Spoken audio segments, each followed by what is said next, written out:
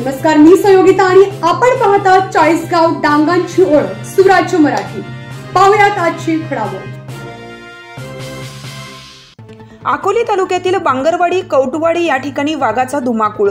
Rajur one विभाग कोमात व बिबट्या वाघ जोमात।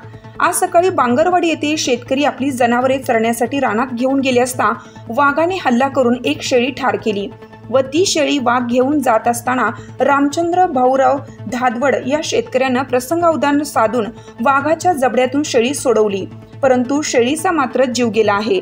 बांगरवाडी येथे घरातून सुद्धा जनावरे नेली आहेत, परंतु वन विभागाला कळवून देखील दुर्लक्ष केलं जातंय। बांगरवाडी येथे वाघांची दहशत पसरली आहे। वन विभागाने तत्परतेने बांगरवाडी येथे जाऊन त्या शेतकऱ्याला झालेल्या नुकसानीची भरपाई देण्यात यावी व त्या वाघाचा बंदोबस्त करण्यात यावा अशी मागणी बांगरवाडी येथील शेतकऱ्यांनी केली आहे। यावेळी संजय धादवड, राजेंद्र धादवड, भानुदास धादवड, शिवाजी धादवड हे उपस्थित होते।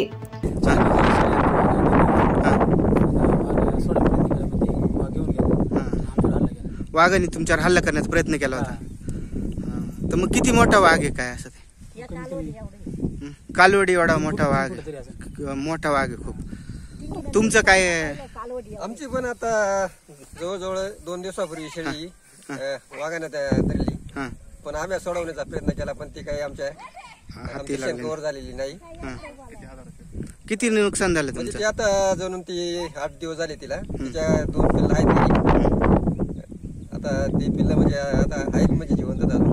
पिल्लं जिवंत, पण शेळीचं किती नुकसान झालं तुमचं? शेळीचे नुकसान म्हणजे आता ते 10,000 पकडायचे, 10,000 नुकसान झालं। असं कधीपासून वाघांनी त्रास दिलेला आहे इथं? त्रास म्हणजे आता जवळजवळ आता जसा पावसाळा चालू झाला तसा म्हणजे त्रासच आहे वाघाचा त्रास आहे। तो फक्त रानामध्ये येतो का घरामध्ये पण? घरामध्ये म्हणजे पूर्ण गावामध्ये म्हणजे त्याचा पूर्ण हे अशा प्रकारे बांगरवाडी येथे वाघांनी खूप धुमाकूळ घातलेला आहे आणि अक्षरशः लोकांना घराच्या बाहेर पडण्यासाठी भीती वाटू राहिली आहे। बांगरवाडीवरून मध्ये जो फॉरेस्ट मधून रस्ता जातो तो राजूरला जात असतो, तिथून विद्यार्थी सुद्धा पायी जात असतात आणि ते पायी जात असताना वाघ हल्ला करण्याची शक्यता आहे। तरी वन विभागाने सदरच्या याची काळजी घ्यावी आणि सदरच्या वाघाचं नियंत्रण करून योग्य ती त्याचे व्यवस्थापन करावे। आले असताना रानामध्ये वाघ आला, वाघाने शेळी धरली आणि बळवण्याचे घेऊन चालला होता, पण तेवढ्यात मी बघितली आणि तिला सोडवण्याचा प्रयत्न केला आणि सोडवण्यात मला यश आला तिला। आणि ती फॉरेस्ट खात्यावाल्यांना आम्ही फोन केलाय, ते थोड्याच वेळात येणार आहेत, ते म्हणले आम्ही आलो।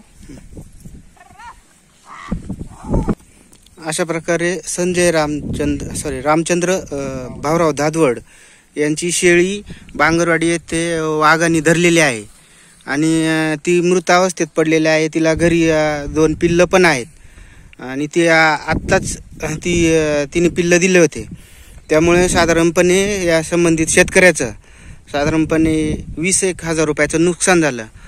आणि यापूर्वी पण त्या वाघाने कुत्रे, शेळ्या, कोंबड्या वगैरे असा हल्ला केलेला आहे आणि गेल्या 15 दिवसाच्या कालावधीमध्ये अनेक शेळ्या यांनी या खाल्लेल्या आहेत वाघाने।